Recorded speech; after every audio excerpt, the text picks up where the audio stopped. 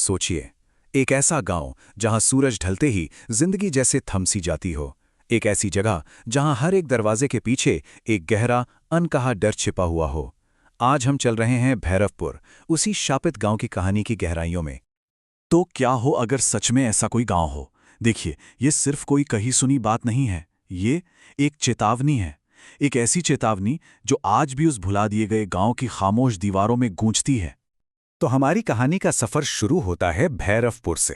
एक ऐसा गांव जो नक्शों पर तो मिल जाएगा, लेकिन लोगों की जुबान से जैसे गायब ही हो चुका है। और इस कहानी के बीच में है यश, एक जोशीला नौजवान यूट्यूबर जिसे ऐसी ही अनसुनी भुतहा जगहों को दुनिया के सामने लाने का जुनून था। आसपास के लोगों ने उसे बहुत रोका, बहुत समझाया। उनकी आंखों में एक अजीब सा खौफ था। उन्होंने उसे चेताया कि उन दरवाजों के पीछे से आवाजें तो आती हैं, पर कोई कभी दिखता नहीं।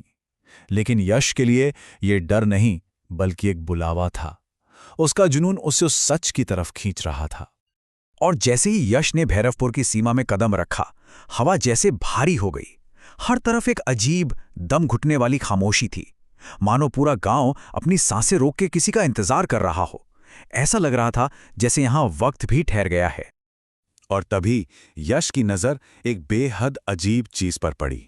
गांव के हर एक घर के दरवाजे पर बिल्कुल एक जैसा निशान, खून की तरह लाल रंग का एक्स।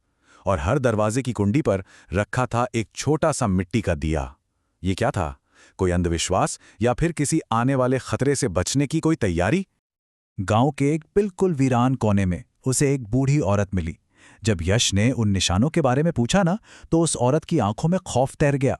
कांपती हुई आवाज में वो बस इतना ही फुसफुसाई, रात में कुछ आता है, ये दिया उसे दूर रखता है, वो जिसके पांव उल्टे हैं।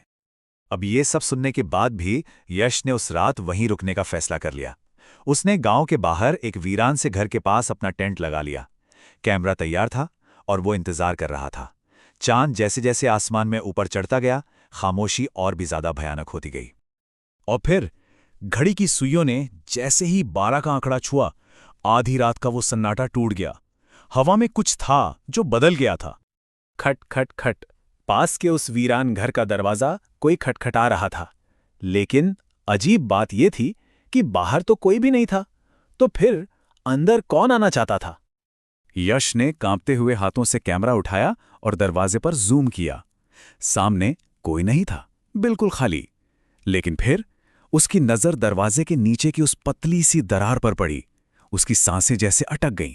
वहां दरवाजे के ठीक उस पार किसी की परछाई थी, और उस परछाई के पैर उल्टे थे। उस बूढ़ी औरत की बात सच थी।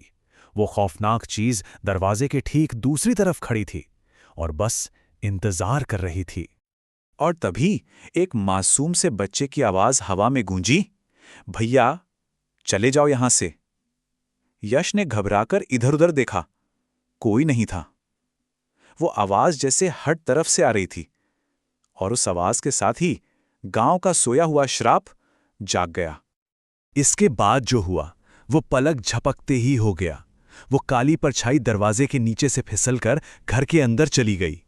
ठीक उसी पल दरवाजे पर चलता हुआ वो दिया बुझ गया, और फिर एक के बाद एक पूरे गांव के दरवाजे अपने आप खटाक खटाक खुलने लगे, जैसे उस मेहमान का स्वागत कर रहे हों।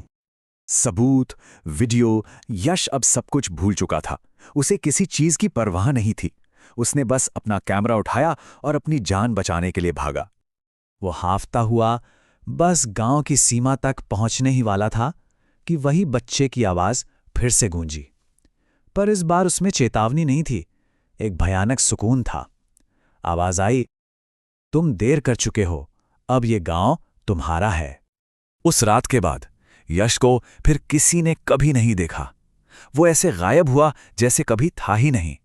कई महीनों बाद उसका कैमरा उसी वीरान घर के पास धूल में दबा हुआ मिला। बैटरी लगभग खत्म हो चुकी थी।